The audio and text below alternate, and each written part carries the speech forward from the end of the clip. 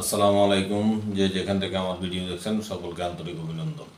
যুগান্তরের report. ইসিকে মূলত তিনটি বার্তা দিয়েছি মিলার।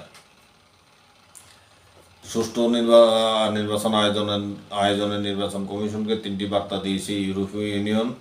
রোববার নির্বাচন ভবনে রাজধানীর আগারগাঁও প্রধান নির্বাচন কমিশনার এম নাসির উদ্দিনের সঙ্গে বৈঠকের পর সাংবাদিকদের মুখোমুখি হয়ে এ তথ্য জানান ইউ রাষ্ট্রদূত মাইকেল মিলার। তিনি বলেন, বাংলাদেশের রাজনৈতিক ক্ষমতা পরিবর্তনের গণতান্ত্রিক নির্বাচনে নির্বাচন কমিশন কী প্রস্তুতি নিচ্ছে তা জানতে এসেছি আমরা। নির্বাচন কমিশন কী কাজ করছে তা সংক্ষিপ্তভাবে জানতে পেরেছি।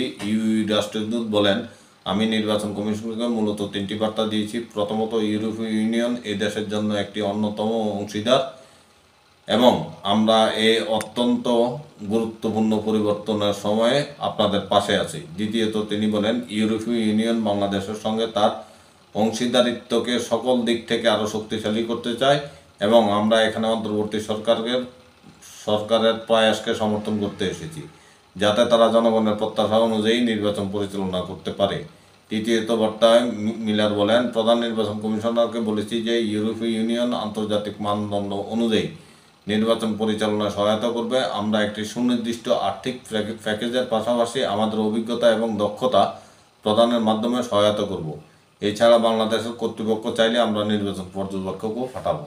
এই ছিল ইউ রাষ্ট্রদূতের বক্তব্য। ভালো থাকবেন। আল্লাহ হাফেজ।